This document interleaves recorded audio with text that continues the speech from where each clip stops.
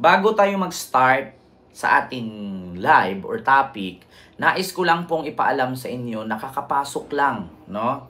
Ito po mga kababayan, nais ko lang pong ipaalam sa inyo na kakapasok lang na balita na kung saan mga kababayan ay ito nga, si GB Ejercito, no?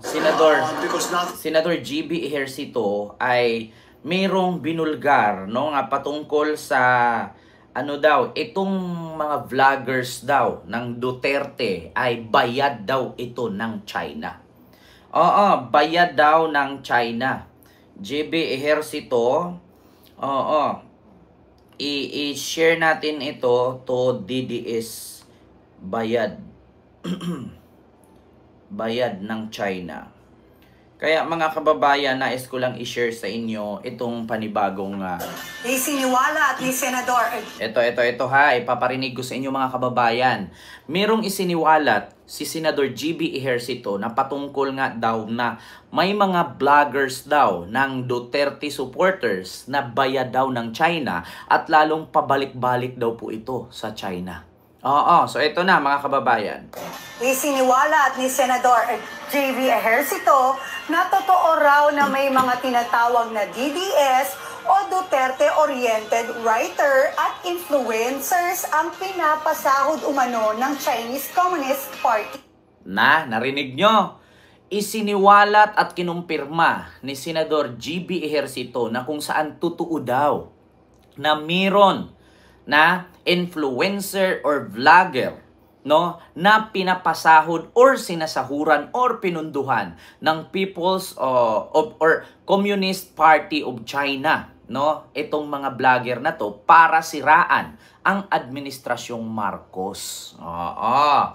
Ngayon, bakit hindi padampot yung mga traidor sa bayan na yan? Sabi ni Sir Antonio Palomero. Nako, ito na nga mga kababayan. Kasi kaya pala mga kababayan, itong mga DDS vlogger na pinatawag sa Kongreso, no, sa Tri-Committee hearing, hindi nagsusulputan at hindi nagsisiputan.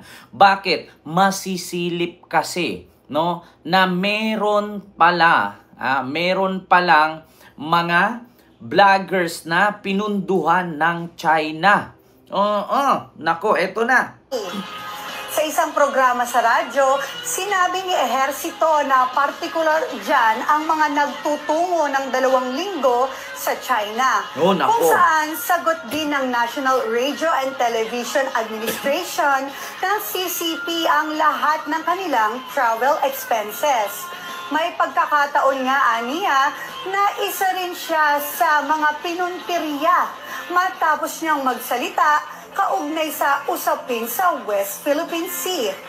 Giit ni JV, hindi niya akalain na sa ganitong sitwasyon na sa halip na magkaisa tayo sa pambubuli ng China, ay tila may tumatawid pa ng political color. Nako. At mas nakalulungkot dyan, aniya, na may mga Pilipinong ibinibenta ang sariling bayan. Nako, nakita nyo naman, narinig nyo naman. Sabi nga daw, di umano ni Senador GB Ejercito na nakakalungkot naman pong isipin, no? At nakakalungkot na intindihin or isipin natin na instead na magtulungan, no, ay bininta ang dignidad, na kung saan para siraan ang administrasyon na lumalaban, no, para sa kapayapaan at para sa ikaunlad ng ating bansa. Naku po, mga kababayan, paano nyo po yan ngayon isipin? Paano nyo po yan ngayon sabihin, no? Naku, mga kababayan. Naku. At mas nakalulungkot dyan, aniya, na may mga Pilipinong ibinibenta ang sariling bayan. Nako, nakita nyo naman, narinig nyo naman. Sabi nga daw, di umano ni Senador GB Ejercito na nakakalungkot naman pong isipin, no? At nakakalungkot na intindihin or isipin natin na instead na magtulungan, no, ay bininta ang dignidad, na kung saan para siraan ang administrasyon na lumalaban no, para sa kapayapaan at para sa ikaunlad ng ating bansa. Naku po, mga kababayan, paano nyo po yan ngayon isipin? Paano nyo po yan ngayon sabihin, no? Naku, mga kababayan, Diyos mio Marimar, naku po. Oo. Ay, Diyos ko talaga, mga kababayan. Ito na nga ang sinasabi ko sa inyo, mga kababayan, na talaga namang hindi matitigil, no, ang kasamaan hanggat nandyan ang pera. 'Di ba? Nako, ulitin natin. Totoo raw na may mga tinatawag na DDS o Duterte-oriented writer at influencers ang pinapasahod umano ng Chinese Communist Party. Sa isang programa sa radyo, sinabi ni Ejercito na partikular dyan ang mga nagtutungo ng 2 linggo sa China, kung saan sagot din ng National Radio and Television Administration ng CCP ang lahat ng kanilang travel expenses. O sino kaya yung pumupunta na 2 linggo na tumutungo sa China na sagot daw ng CCP ang kanilang mga travel expenses? Sino kaya iyan? Nako, actually mga kababayan, hindi lang po si Senador GB Ejercito ang naglabas ng ganitong impormasyon or balita. Pati din po ang anak ni Juan Ponce Enrile na si Katrina Enrile. No, Katrina Ponce Enrile, nilabas niya din po ito at sinabi nga niya na isa daw, no, sa kanilang nag-aabot or nakausap ng CCP or ng Chinese Communist Party ay ito daw si Martin Andanar. Ito, hindi to fake news, hindi tayo gumawa ng fake news, bagos. Galing po ito kay Katrina Ponce Enrile na CEO ng SISA ng Cagayan de Oro, siya po mismo naglabas din. Eto na. Ipakita natin sa inyo mga kababayan na talagang hindi tayo fake news. Eto na, search natin. Mga kababayan. Kaya hindi lang isa. I just found out also that Martin Andanar is not based here.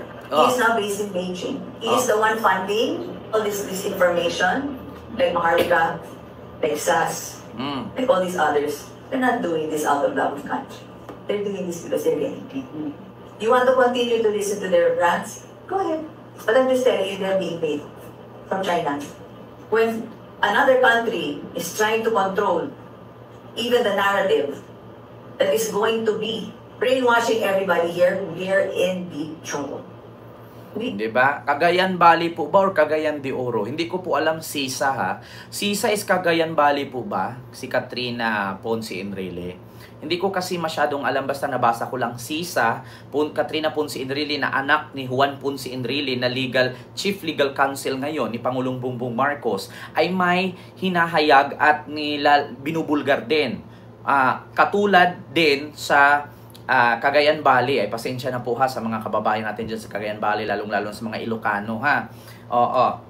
Na kung saan sinasabi nga niya ay Katrina Ponce Enrile exposes links between Martin Andanar, anti-Marcos vloggers and claims Chinese funding for attack on the government. So hindi lang si Katrina